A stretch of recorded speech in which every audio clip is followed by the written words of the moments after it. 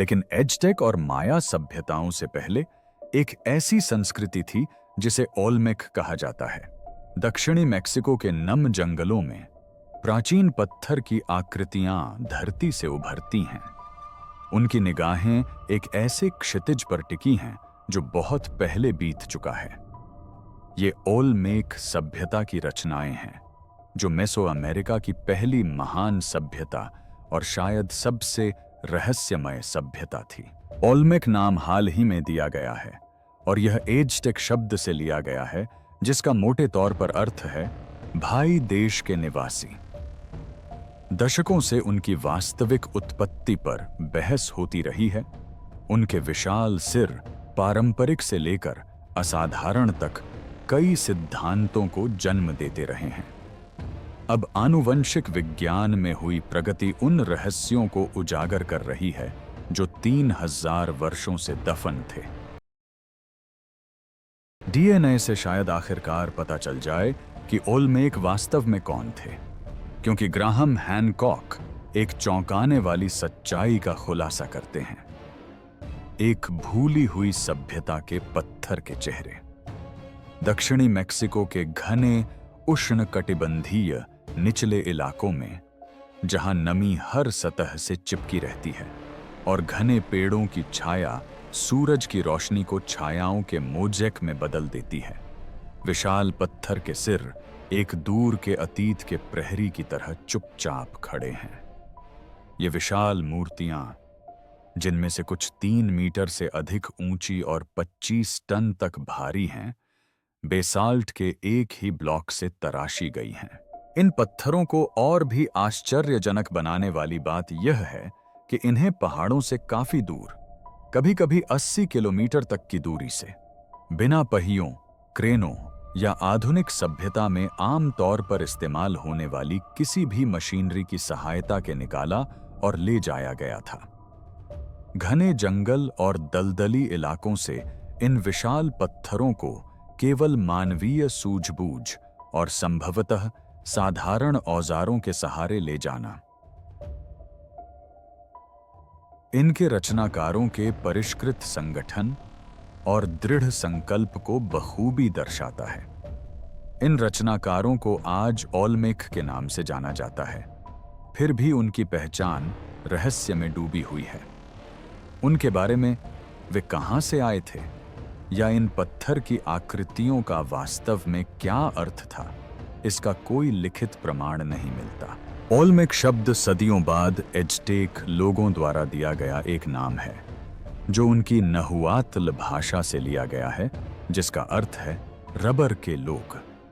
यह नामकरण खाड़ी तट के निचले इलाकों के रबर से समृद्ध वातावरण की ओर इशारा करता है, जहां वे कभी निवास करते थे, लेकिन लोगों के बारे में कुछ भी नहीं बताता। मुख्य धारा के पुरातत्व ने उनकी संस्कृति को लगभग 1500 ईसा पूर्व और 400 ईसा पूर्व के बीच माना है, जिससे ओल्मेक लोग मेसो अमेरिका की सबसे पुरानी जात जटिल सभ्यता के रूप में स्थापित होते हैं और व्यापक रूप से माया और एज़टेक साम्राज्यों की नींव रखने वाली मात्र संस्कृति के रूप में माने जाते हैं। फिर भी दशकों के अध्ययन के बावजूद इनकी उत्पत्ति का प्रश्न प्राचीन दुनिया के सबसे पेचीदा रहस्यों में से एक बना हुआ है। जब आप इन विशाल पत्थर की मूर्तियों के सामने खड़े होते हैं, तो उनका विवरण अत्यंत प्रभावशाली और लगभग विचलित कर देने वाला होता है। चेहरों में अक्सर चौड़ी नाक, मोटे होंठ और बादाम के आकार की आंखें होती हैं, जो सदियों से शांत तीव्रता के साथ झांकती हुई प्रतीत होती हैं। कुछ विद्वानों का मानना है कि ये विशेषताएं मूल अमेरिकी वंश की अंतर्निहित विविधता को दर्शाती हैं, जो इस क्षेत्र के लोगों का स्वाभाविक परिणाम है। हालांकि अन्य लोगों का मानना है कि विशिष्ट शारीरिक बनावट अमेरिका से परे की सभ्यताओं के साथ संपर्क का संकेत दे सकती है। यह विचार विवादास्पद बना हुआ है, लेकिन पुरातत्वविदों और इतिहासकारों के बीच इस पर अंतहीन बहस होती रहती है। क्या यह शैली पूरी तरह से स्थानीय और प्रतीकात्मक थी, या यह मानव प्रवास और सांस्कृतिक आदान प्रदान के एक लुप्त अध्याय का प्रमाण थी? रहस्य यहीं गहरा जाता है, जहां ठोस प्रमाण समाप्त होते हैं और व्याख्या शुरू होती है। एक सभ्यता का जन्म। ओल्मेक सभ्यता का केंद्र, जो आज के वेराक्रूज और तबस्को राज्यों में फैला हुआ है, दलदलों, मैंग्रोव वनों और धीमी गति से बहने वाली नदियों से आच्छादित भूभाग है, जो नम निचले इलाकों से धमनियों की तरह होकर गुजरती हैं। इस चुनौतीपूर्ण वातावरण में ओल्मेक सभ्यता फली फूली और उन्होंने जटिल बस्तियां बनाईं, जहां नदियां प्राकृतिक राजमार्गों का काम करती थीं, जो सड़कों के अस्तित्व में आने से बहुत पहले व्यापार, संचार और आवागमन के लिए आवश्यक थीं। सैन लोरेंजो और ला वेंटा के प्रमुख स्थल उनकी स्थापत्य कला की उत्कृष्टता के प्रमाण हैं, जिनमें विशाल मिट्टी के टीले और चबूतरे खगोलीय पिंडों के साथ सावधानीपूर्वक संरेखित हैं, जो खगोल विज्ञान की उन्नत समझ और अनुष्ठानिक जीवन में इसके महत्व को दर्शाते हैं।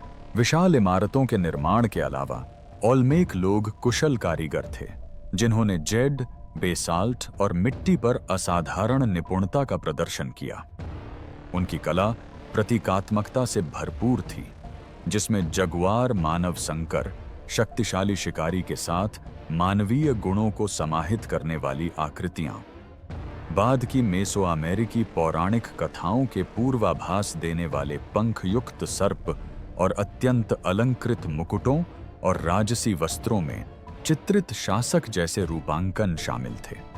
शक्ति और आध्यात्मिकता की यह दृश्य भाषा अभूतपूर्व थी और इसने बाद की संस्कृतियों के लिए एक आधार तैयार किया। ओल्मेक सभ्यता की सबसे स्थायी विरासतों में से एक मेसो अमेरिकी गेंद खेल की उत्पत्ति है, जो एक अनुष्ठानिक खेल था और माया और एज़टेक सभ्यताओं का केंद्र बन गया। यह खेल केवल मनोरंजन नहीं था, बल्कि इसका गहरा धार्मिक महत्व था, जो ब्रह्मांडीय युद्धों और जीवन मृत्यु के संघर्ष का प्रतीक था। इसके अलावा पवित्र 260 दिवसीय अनुष्ठानिक कैलेंडर, जो माया सभ्यता द्वारा परिष्कृत एक जटिल प्रणाली थी, की जड़ें ओल्मेक युग से जुड़ी हुई प्रतीत होती हैं, जो इस क्षेत्र में सांस्कृतिक अग्रदूतों के रूप में उनकी भूमिका को दर्शाती हैं। यह प्राचीन माया सभ्यता के एक गेंद खेल का स्थान था, जो आधुनिक खेलों की तुलना में कहीं अधिक घातक था। पुरातत्वविद आज ओल्मेक लोगों को प्रमुख नवप्रवर्तक मानते हैं, जिनका प्रभाव दूरगामी रूप से फैला और मेसो अमेरिकी सभ्यता को काफी हद तक आकार दिया। फिर भी उनकी विरासत पर एक अनसुलझा सवाल बना हुआ है। उन्नत शहरी नियोजन, जटिल मूर्तिकला और व्यापक व्यापार नेटवर्क से युक्त एक पूर्ण विकसित सभ्यता के रूप में उनका अचानक उदय लगभग अप्रत्याशित प्रतीत होता है। इसी कारण कुछ विशेषज्ञों ने यह सवाल उठाया है कि क्या ओल्मेक सभ्यता वास्तव में इन दलदली निचले इलाकों में स्वतंत्र रूप से विकसित हुई थी, या वे कहीं अधिक प्राचीन ज्ञान और परंपराओं के उत्तराधिकारी थे, जो संभवतः इतिहास में लुप्त हो चुकी हैं। यह बहस अभी भी जारी है, जो हमें अमेरिका में मानव प्रगति के वृत्तांत पर पुनर्विचार करने के लिए प्रेरित करती है। ऐसी विशेषताएं जो पाठ्य पुस्तकों में नहीं मिलती। ओल्मेक सभ्यता द्वारा छोड़े गए विशाल पत्थर के सिर न केवल अपने विशाल आकार के लिए उल्लेखनीय हैं, जिनमें से कुछ 3 मीटर से भी ऊंचे और 25 टन तक वजनी हैं, बल्कि अपनी रहस्यमय विशेषताओं के लिए भी जाने जाते हैं, जो प्राचीन अमेरिकी इतिहास के स्थापित वृत्तांत में आसानी से फिट नहीं बैठती। ये सिर एक रहस्यमय और परिष्कृत सभ्यता के प्रतीक बन गए हैं।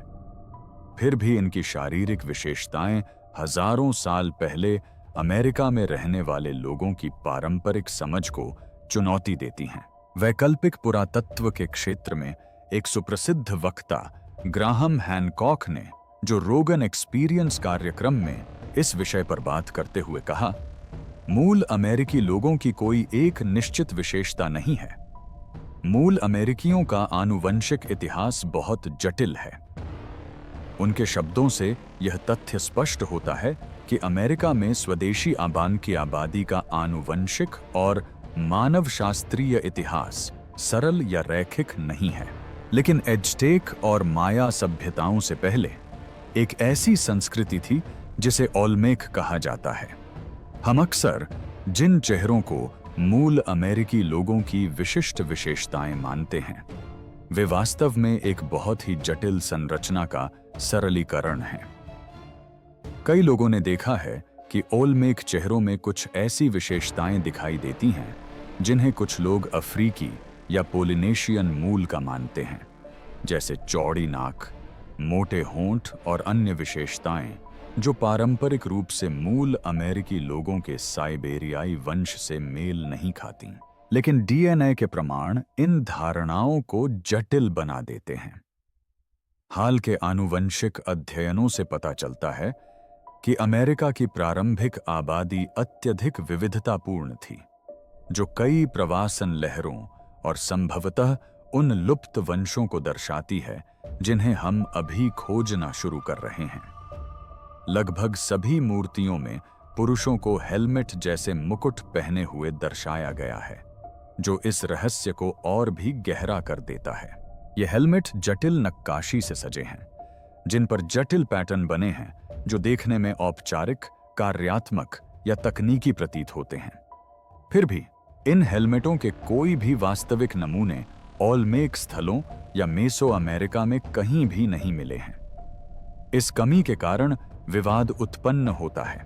क्या ये हेलमेट प्रतीकात्मक थे या ये किसी ऐसी चीज का प्रतिनिधित्व करते थे जो अब इतिहास में खो गई है?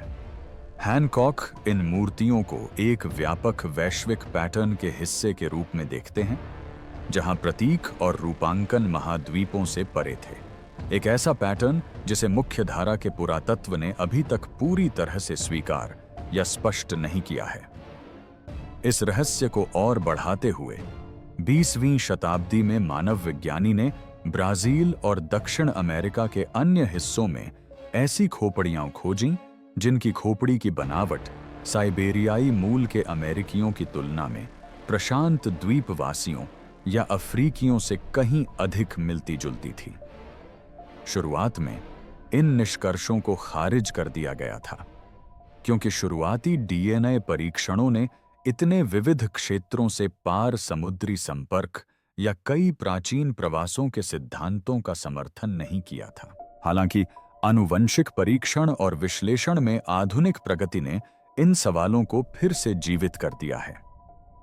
अधिक परिष्कृत तकनीकों और प्राचीन डीएनए नमूनों का उपयोग करने वाले नए शोध वैज्ञानिकों को पहले की कल्पना से कहीं अधिक व्यापक अंतःक्रियाओं और प्रवासन की संभावना पर पुनर्विचार करने के लिए प्रेरित कर रहे हैं। ओल्मेक्स ने पत्थर पर उकेरे गए चेहरों से कहीं अधिक विरासत छोड़ी है। उनकी कलात्मक विरासत में पौराणिक और आध्यात्मिक प्रतीकों के कुछ सबसे पुराने जात चित्रण शामिल हैं, जिनकी गूंज आने वाली सदियों तक प्राचीन अमेरिका में सुनाई देती रही।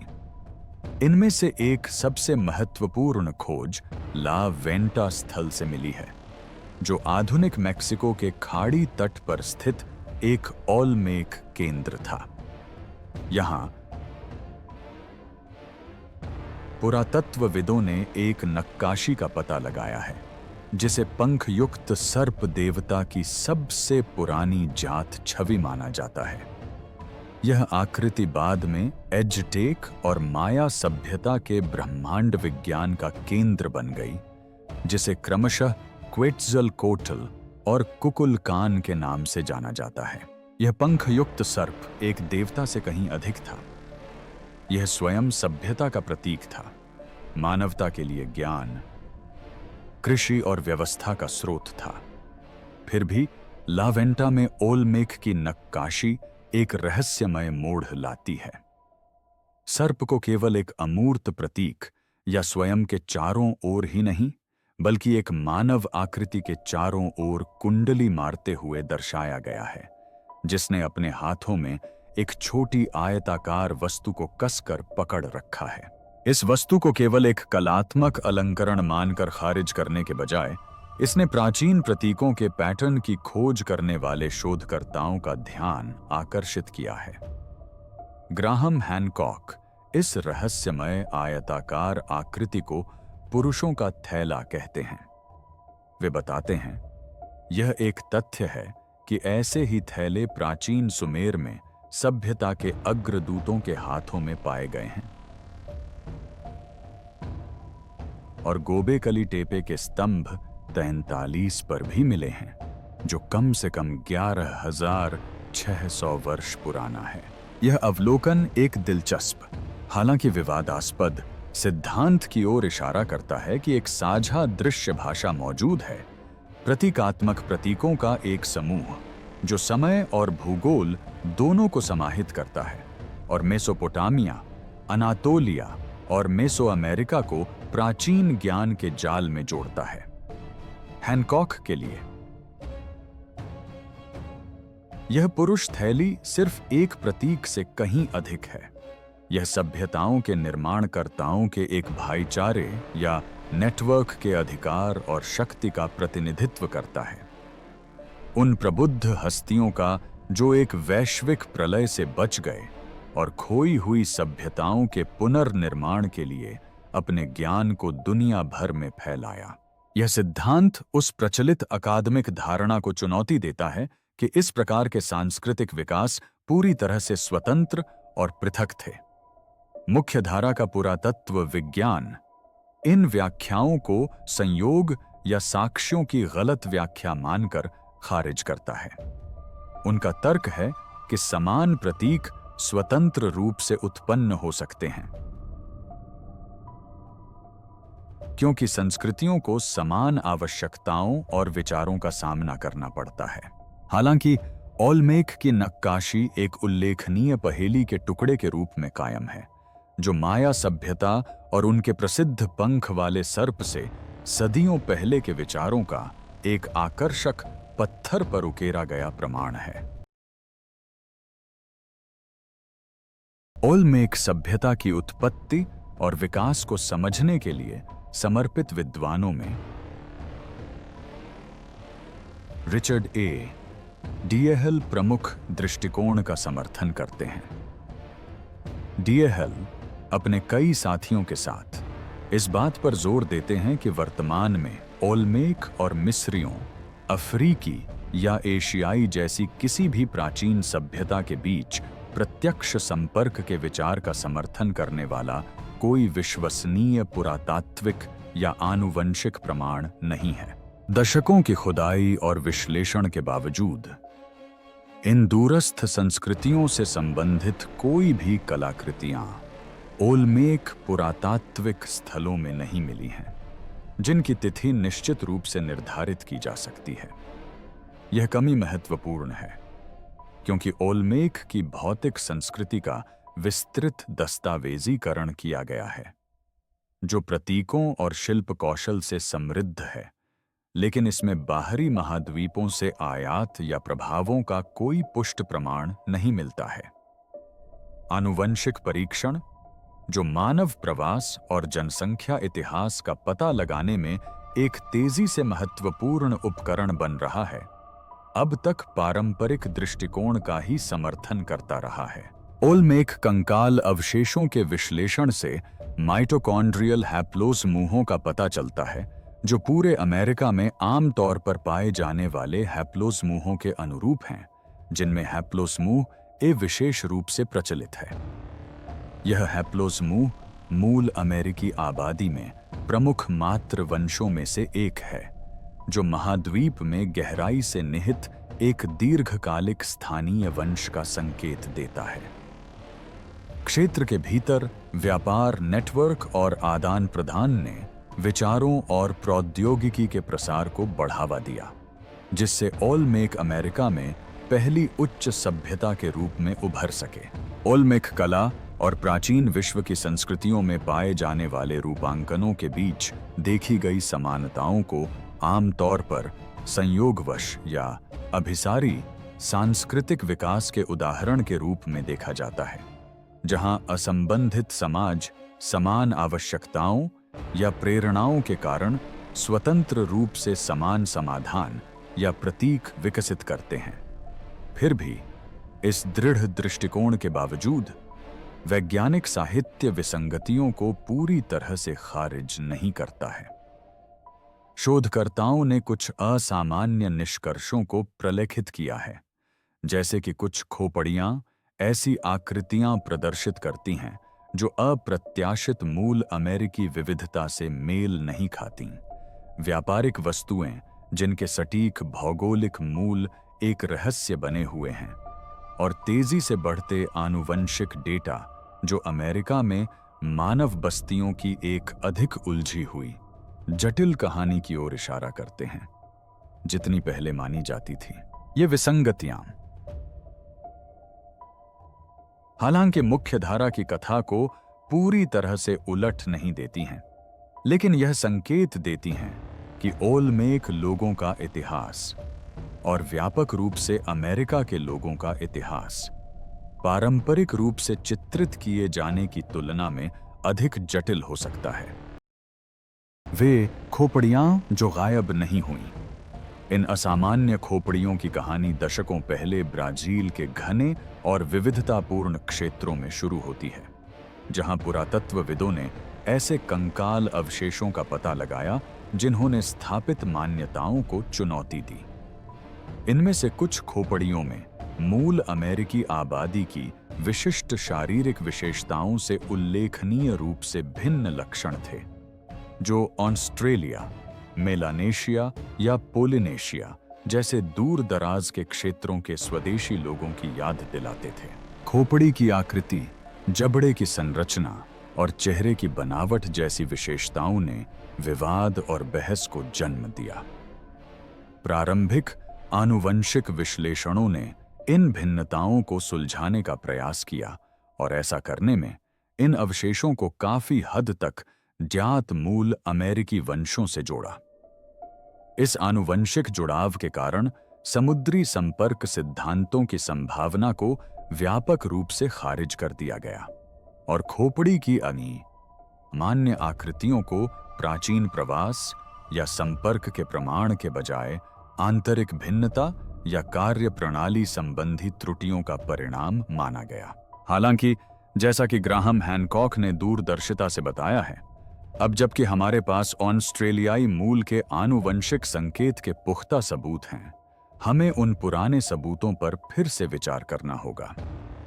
हैनकॉक का यह अवलोकन आनुवंशिक अनुसंधान के बढ़ते दायरे को दर्शाता है, जिसने पिछले दशक में अमेज़न के कुछ अलग-थलग आबादी क्षेत्रों में स्वदेशी ऑस्ट्रेलियाई और पापुआन लोगों से संबंधित वंश के एक धुंधले लेकिन निर्विवाद निशान को उजागर किया है।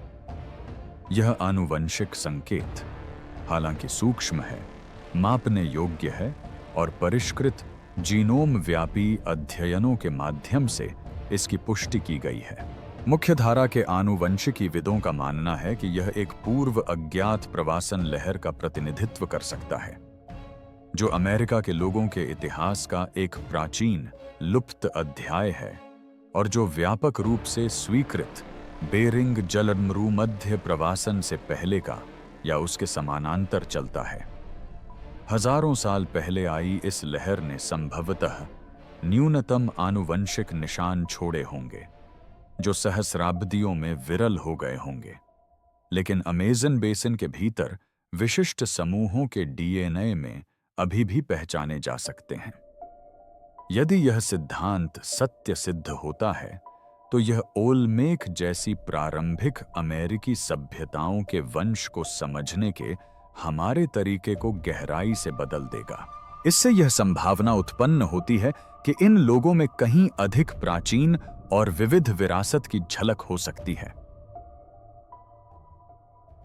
जिसमें सुदूर ऑस्ट्रेलियाई क्षेत्र के लोगों से अप्रत्यक्ष संबंध भी शामिल हैं। इसके निहितार्थ आनुवंशिकी से कहीं आगे तक जाते हैं। कला, संस्कृति और संभवतः प्रारंभिक मेसो अमेरिकी समाजों की तकनीकों और मान्यताओं को भी प्रभावित करते हैं। हालांकि यदि आनुवंशिक प्रमाण प्राचीन प्रवास का परिणाम नहीं है, तो वैकल्पिक व्याख्याएं और भी अधिक विवादास्पद हो जाती हैं। यह उस विचार को जन्म देता है जो उत्तेजक और अक्सर विवादास्पद होता है कि संभवतः किसी प्रकार का समुद्री संपर्क या प्रभाव रहा होगा जिसने अमेरिका की सांस्कृतिक विविधता में योगदान दिया होगा।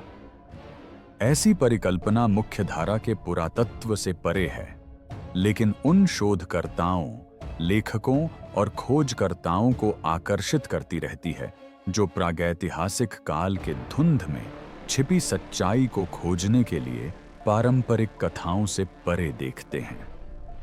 ऑस्ट्रेलेशियाई संकेत 2015 में एक अभूतपूर्व अध्ययन ने आनुवंशिकी और मानव विज्ञान के क्षेत्र में हलचल मचा दी।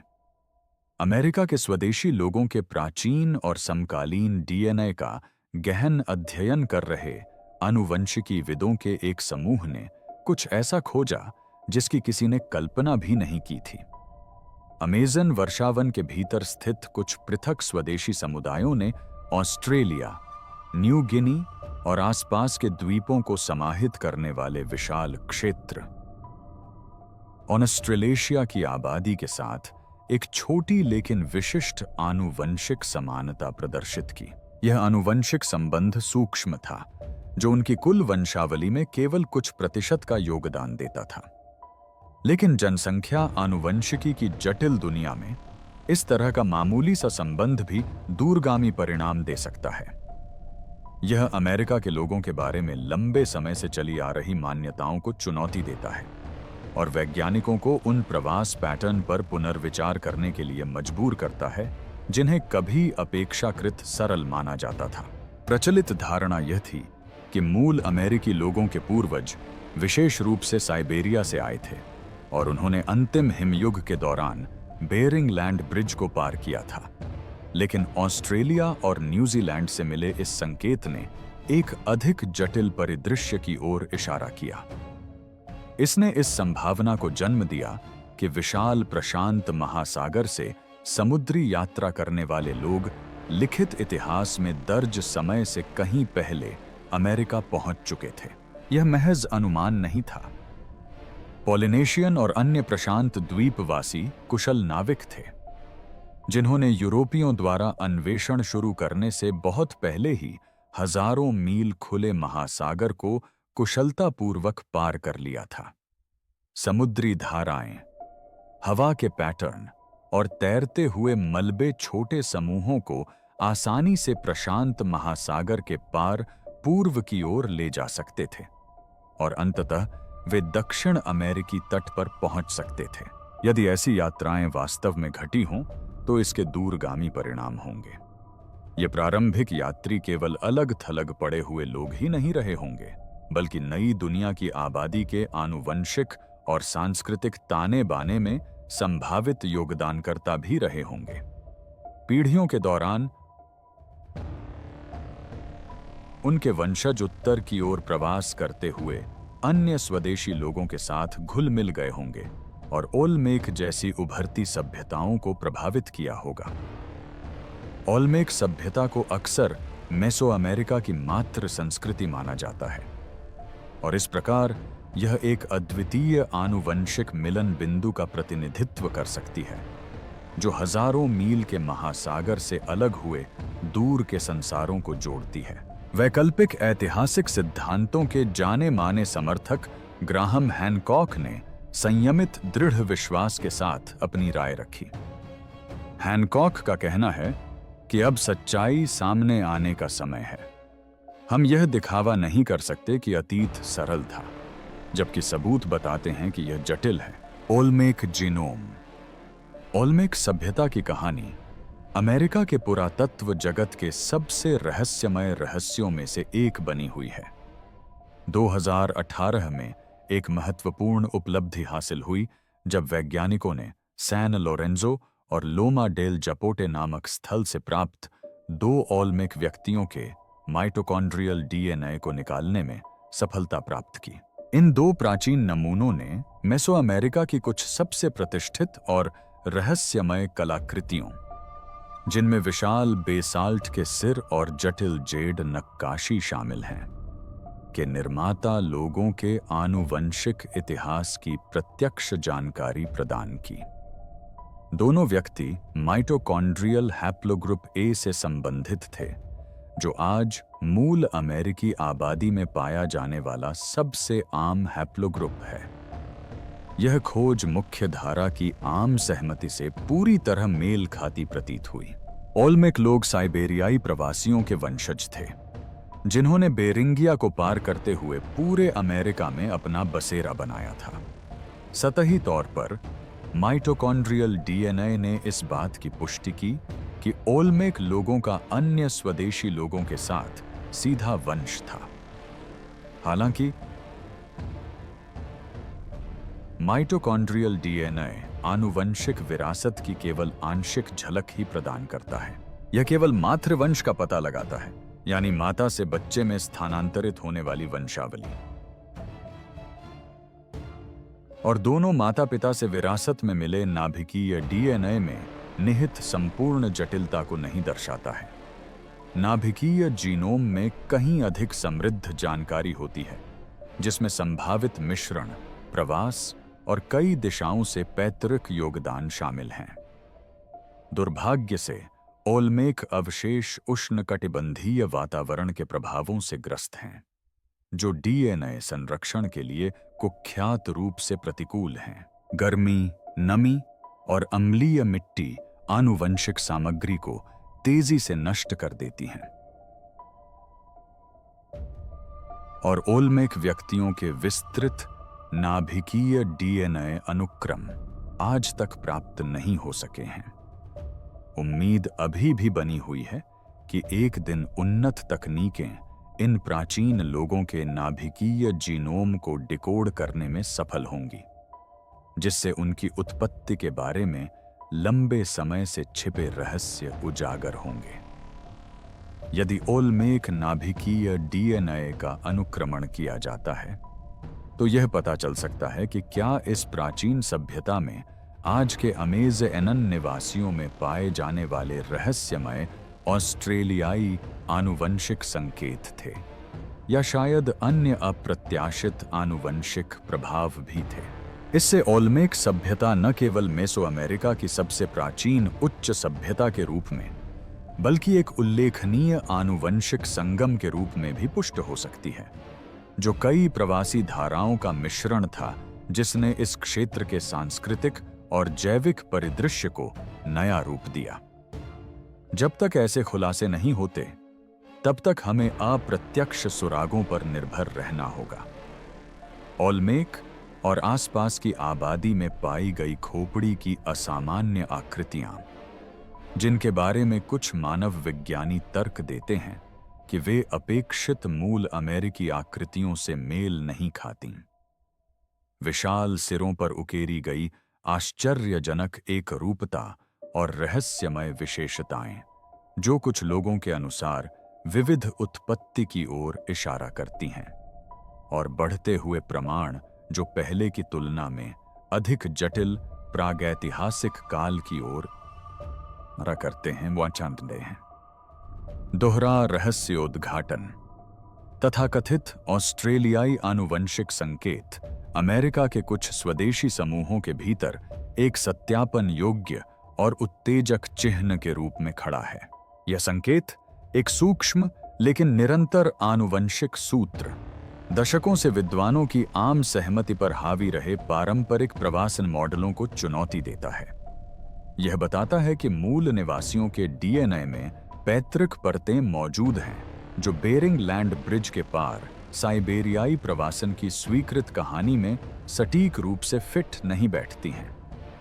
यह आनुवंशिक संकेत हालांकि केवल एक छोटा प्रतिशत दर्शाता है। प्रचलित सिद्धांतों को चुनौती देने में महत्वपूर्ण है। हैनकॉक इसे सभ्यताओं के वैश्विक नेटवर्क के रूप में संदर्भित करते हैं। एक ऐसा नेटवर्क जहां एक लुप्त सभ्यता, जिसके बचे हुए लोगों ने विश्व भर में ज्ञान और प्रभाव फैलाया, प्रतीत होने वाले असंबद्ध साक्ष्यों की व्याख्या कर सकती है। यह परिकल्पना साझा प्रतीकों की व्याख्या के द्वार खोलती है, जैसे कि ओलमेक कला में पाया जाने वाला रहस्यमय पुरुष शरीर थैली का प्रतीक, जिसकी प्रतिध्वनि दूरस्थ संस्कृतियों में भी मिलती है। भविष्य में डीएनए विश्लेषण के निहितार्थ अत्यंत महत्वपूर्ण हैं।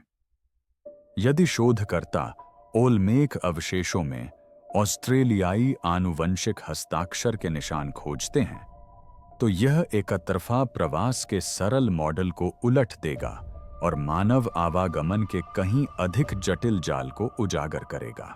इसके अलावा, यदि ये आनुवंशिक सूत्र न केवल ऑस्ट्रेलिया और न्यूजीलैंड से बल्कि अन्य दूरस्थ आबादी से भी जुड़ते हैं, तो यह वैश्विक संपर्क और आदान प्रदान के एक ऐसे प्रागैतिहासिक युग का संकेत देगा जिसकी पहले कल्पना भी नहीं की जा सकती थी। ऐसी खोजें मानव विज्ञान, पुरातत्व और इतिहास में व्यापक प्रभाव डालेंगी, जिससे मान्य कथाओं को फिर से लिखने की आवश्यकता होगी। यदि डीएनए साक्ष्य यह सिद्ध कर दे कि ओलमेक सभ्यता की उत्पत्ति अमेरिका से बहुत दूर हुई थी, तो प्राचीन इतिहास के बारे में आपका दृष्टिकोण कैसे बदलेगा? टिप्पणियों में अपने विचार साझा करें। इस वीडियो को हमारे साथ देखने के लिए धन्यवाद और अगले वीडियो में मिलते हैं।